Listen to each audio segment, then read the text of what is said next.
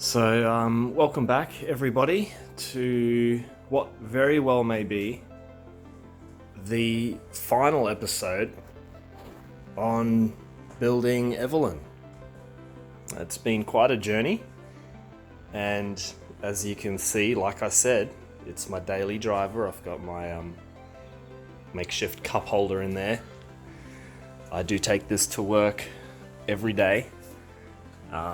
It's a 35-minute drive on average there and 35 minutes back, and I'm on the highway for at least 25 minutes of that, and it's performing really well. The new radiator is working a treat, keeping the temperatures under 100 degrees with ease. On average it's sitting about 90. And then finally, the last job, the brackets here that I installed have done really well. Also, the rubber mounts underneath that are resting against the chassis, so it's not hitting pure metal, it's doing really well. So it's supported fine, but because I don't have the brace going from this side to that side, I feel like I'm missing a lot of the strength. Like if I move this here, which I don't know if you can even pick that up, you probably can't, but there's a little bit of flex there, and it's kind of moving the whole radiator a little bit. I don't think it's very safe. On top of that, it's probably a legal issue not having that upper radiator support brace there. So I am going to make up a new one. I can't go up over the top of the radiator because my clearance for the bonnet is literally a millimeter. So I fluked it in that sense, where this cap does not hit against the bonnet, which is absolutely awesome. This is the original upper radiator support that I did hack into because I thought it would clear the radiator fan, but it doesn't. So I'm gonna have to make up a new one. This is 1mm steel. Obviously it's shaped in a way that gives it more strength. What I will be replacing it with is a 1.5mm thick gal sheet metal, which I'm going to use for my brackets to bolt on. I'm going to use a bolt hole that holds the hood bracket on, and I'm also going to use the upper bolt hole here, which for now is just being used as an earth wire. Exactly the same over that side. So I'm going to have 2 bolts on this side, 2 bolts on that side. I'm going to make up a bracket that kind of pokes out a little bit and then runs along. Hopefully it's going to run along the front of the radiator here, the radiator fan. I need to make it on a bit of an angle to come out here, and then runs in front of the radiator fan and then back to that side. I do have a piece of, this is 3mm gal steel tube, I guess. That stuff's really heavy, so it's definitely got the strength. I don't want to put too much weight in the front of it, but it looks like we're going to be adding probably a good 4 kilo to the front of this car. It's not the end of the world. On the contrary to what people do think about these motors, that they're too heavy and too old. They're not really that old when you compare them to an engine like an SR20 DET, which is the same year range and also the same weight. These are 180 kilo, so is the SR20 Turbo.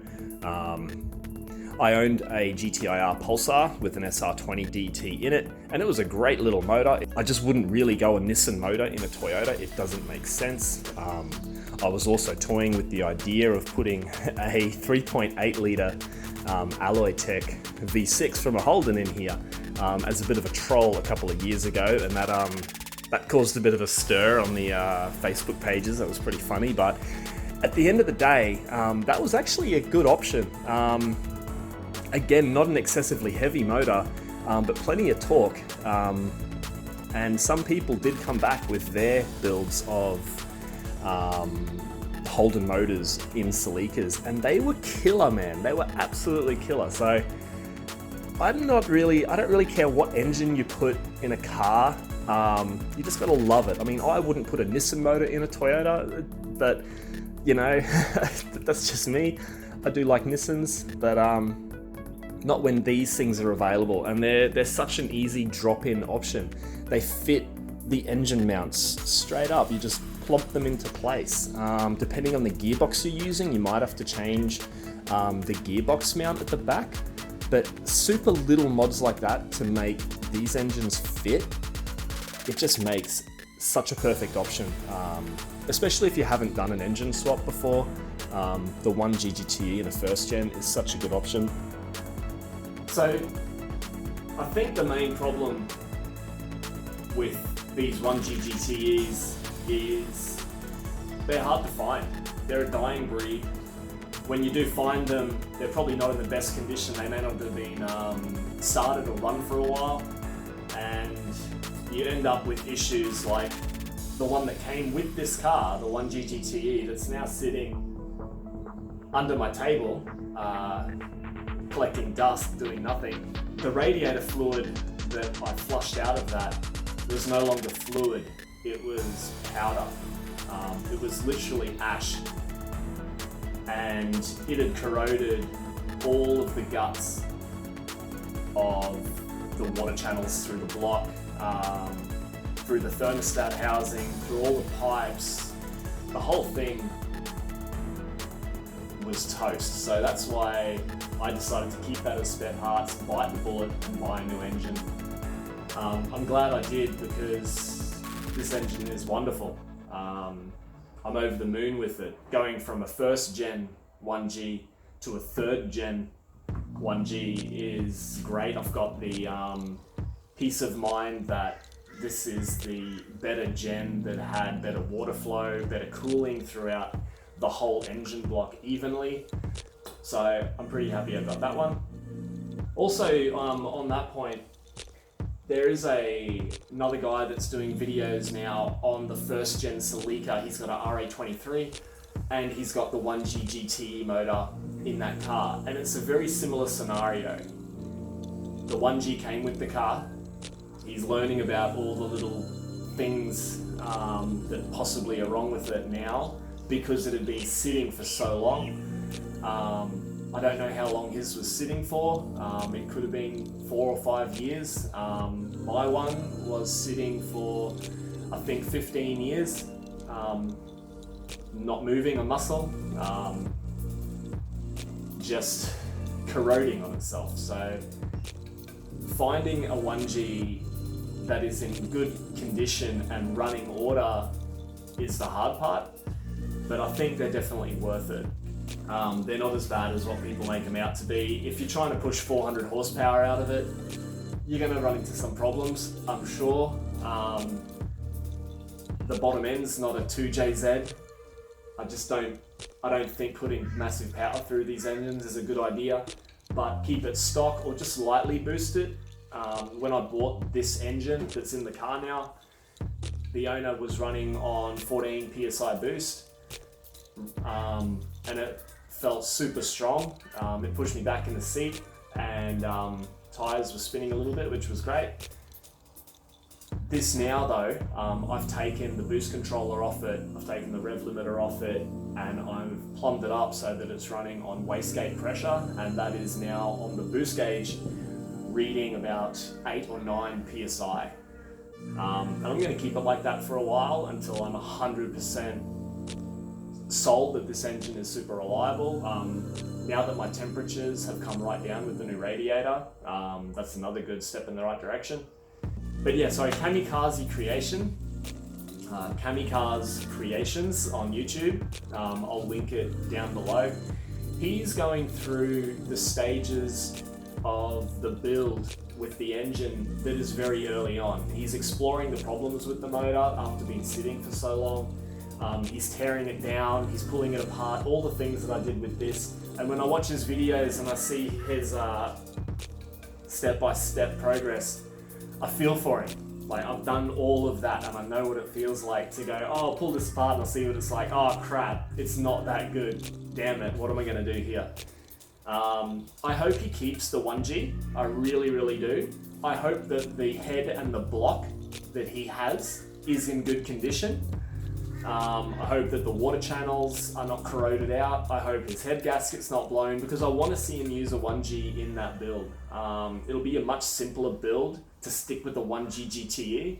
It's just that finding parts for the 1G is hard. Finding a whole 1G engine is hard as well. You really got to do some searching. So I really do hope that he uses a 1G in his build. I'd like to see him do the single turbo conversion, which he said he was looking to do. I love the little twin turbo setup, but he's exactly right in saying that it's a little bit messy and a little bit hard to work on. Down there it's a bit of a bird's nest. And if I need to change the boost configuration again, like the vacuum lines, if I want to put a boost controller in it, it's hard to get to. And I'd rather just a nice simple manifold with a turbo sticker on top that I can access easily. Like he said, far less water and oil lines running anywhere. You're only going to one turbo instead of two little ones. So you're literally halving all your running lines. So yeah, I just thought I'd give him a quick shout out, because he's going to be going through all the videos in the early stages of the builds, where my one was 2 years. I started this YouTube thing 2 years after I got the car. So all the bodywork had been completed, all the rust had been removed, all of the welding and sheet metal work had been done. You literally got me at the putting it back together stage of the build. I kind of wish I started YouTube a bit earlier, because putting it back together is fun and all, but I think there's a lot more knowledge involved in actually restoring certain parts of this car than just putting it back together, because a lot of the people that have the first gen celicas will be going through things like finding rust in the lower rear quarter panels behind the wheels, finding rust in the lower front quarter panels behind the wheels, finding rust in the passenger and driver's side floor pans, finding rust in the rear boot sections, right at the back underneath the tail lights. A lot of these common areas in these cars, and also the rear hatch seal and the front windshield seal. You know, that's a bit of work involved in there, especially if you're doing it the right way and you're metal plating things, patch welding, which is what you should do. It's worth doing it the proper way, because you'll pay for it later if you use bog, or if you cheap out, it will come through and it will crack through the paint, and then the rusting will just continue from where it once was. But there's a lot of information early on, and I hope he goes through all of that for us. So definitely check him out, because I think this is going to be my last video. It's been a massive job, and I'm glad I got to where I got. I think I've succeeded in turning it into a daily driver. I've driven to work every day for the last few weeks after finishing this, and it's been a pleasure with the new radiator in. Like I said, it is keeping the temps down really well, so I'm chuffed with that. All the brakes have been redone now, so I'm over the moon. New suspension right the way through the car, so there's no noises, which is great. My first Ra28 Celica, which was a yellow one. I did the dodgy on that, and that was a good 11 years ago now. You know, that was bog. Bear in mind, the previous owner did all the bog work on that. I just didn't want to remove all the bog work he did, so I just kind of flattened it out and resprayed it. Regardless, it was a quick build, that one. There actually is a YouTube video on my channel of that. It's just a quick little video. So I'm going to stop blabbling on. I'm going to get this top radiator support in place, because that's in the back of my mind that it's going to be putting a lot of flex on the radiator, and I don't want anything to happen to it. So for safety and for peace of mind, I'm going to build a upper radiator support brace now. Get it done.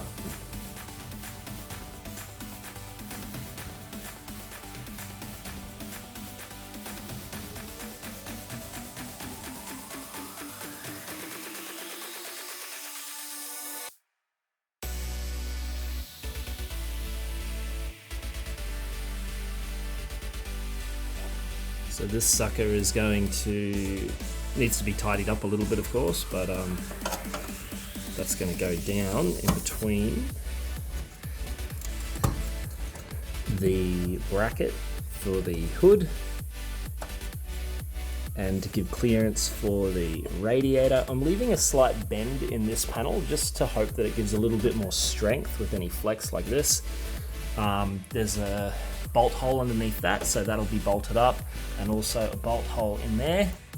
And I left this facing piece a bit deeper so that it would hit that hole down there. So I've got two pieces like this, one there, one there.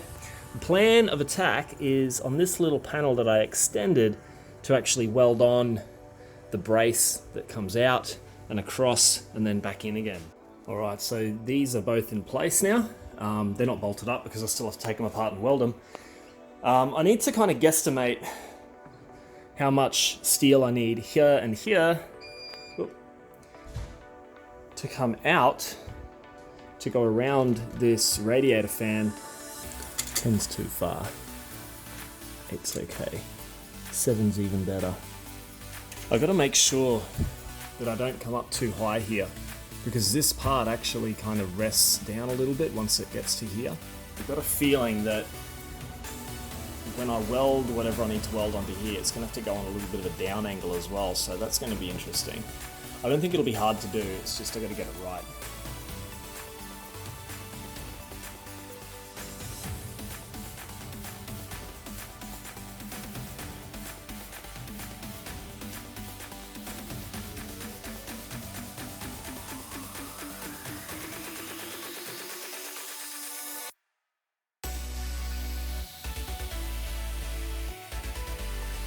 So just welding the angles onto these brackets just so I can get some clearance in front of the radiator here. I'm going to keep welding this up and see if I've got it right.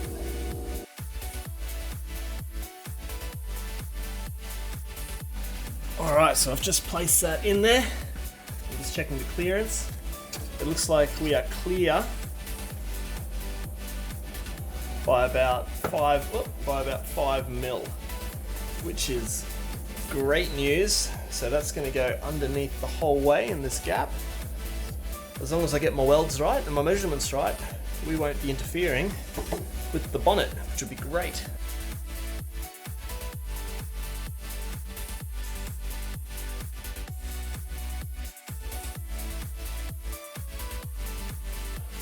Alright, so these are now in place. They've come out. 7 centimeters are needed to clear the front radiator shroud, so there's plenty of room now to run a bar from there to there. Oh, it's just moved a bit, and still keeping clearance from the bonnet. So let's get this piece welded in, or cut up first, and then I'll have to be very accurate with my welds and with my measurements to make sure it all goes back together, because I'm not going to weld anything while it's attached to the car because I've got the battery hooked up and I don't want to stuff anything up. This is going to be a very, very strong piece. I'm pretty happy with how this is coming along. Like I said, I'm going to add a little bit of weight, but it's not the end of the world. But it's going to be tough as nails, this thing. So the other good thing is it's going to allow me to there's one there and one there. These are my radiator. These are my intercooler top supports. So it's going to give me something to mount the top brackets of my intercooler back to as well. So another reason why I need it to be relatively firm. I think it's going to be much stronger than standard, so I'm happy with that. So let's get cutting and try and finish this job off. Now I've just got to cut these corners out so that it should sit flush with the other two pieces. This is a bit I need to get right, or are we going to muff it up?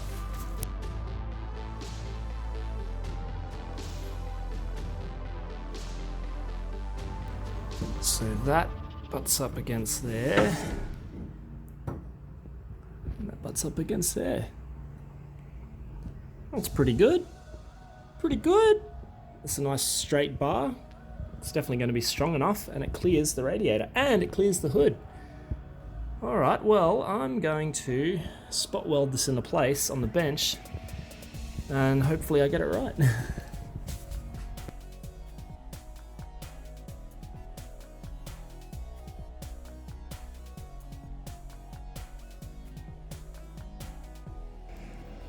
Alright, so weld 1 complete. It went on pretty straight, which is great, so I'm now going to do the other side. And again, fingers crossed she fits. I say it every time, but it's because I really mean it. I hope it fits.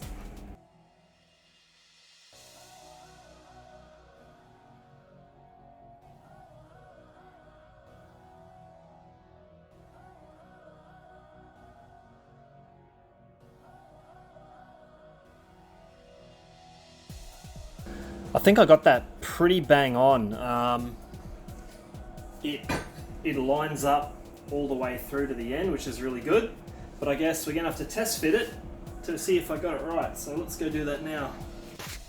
Well, we did a thing. It fits. That's great.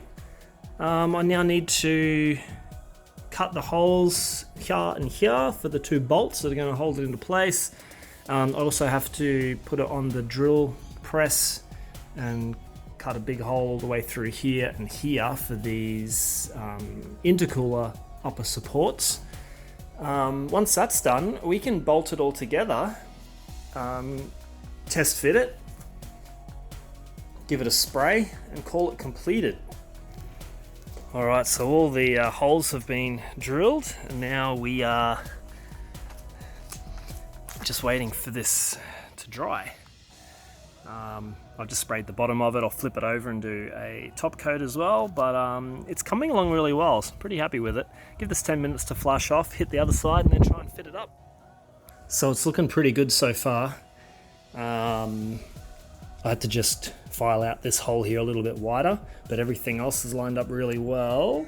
So I'm going to put some bolts in here, then bolt up the brackets, and I think that's it. So let's get this sorted and finish it off. So I think that's done. That's great. My earths have gone back on. The the intercooler upper supports have been bolted back onto the new rail. I've got clearance from the fan for about 10 mil. She's super strong, which is awesome. The whole car's moving. Nothing about the front moves now, which is great. So I've taken care of all the kind of loose slop in that front end. I'm really happy with that. The bonnet shuts fine, it doesn't hit. I just sprayed it in some of that high heat black matte paint so that it kind of doesn't stand out too much. But that is done. I'm happy with it. Very, very, very, very happy with it. So now that I don't have to worry about it anymore. It's not in the back of my head. So I'm going to shut the bonnet and see what's next. And there's really not much next. I'm starving, so I need to go get some food. But let's just do a final bonnet shut. I might take it out into the sun and get ready to go get something to eat. But yeah, I'm bugged. Well, guys, that's about all she wrote. I'm about to go get some Subway and possibly a Boost juice because I feel like I need some healthy food. I've been sick for a few days. But I think that's it with Evelyn. I'm about to give it one last little test drive. I'll go get some food and make sure that everything is how it should be.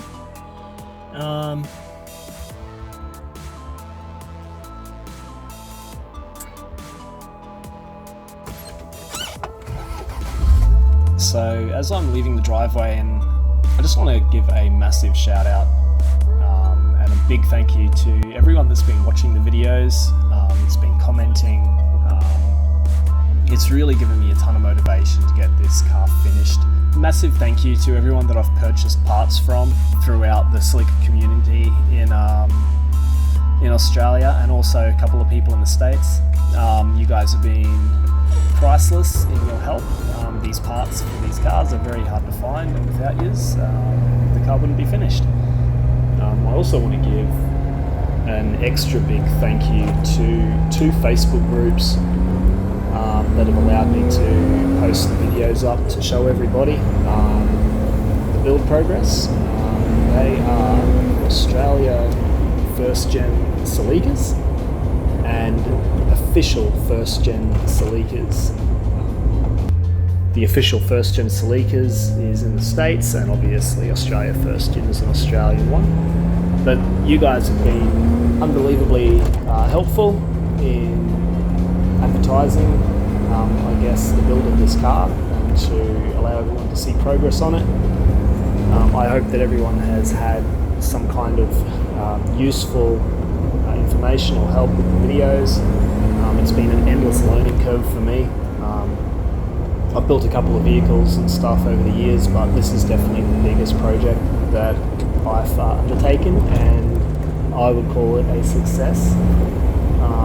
So without you guys, I don't think I would have got it done. You guys have been extremely helpful, and a massive thank you. But I think that about does it. It's finished. I don't know what's next for me as far as YouTube videos are concerned.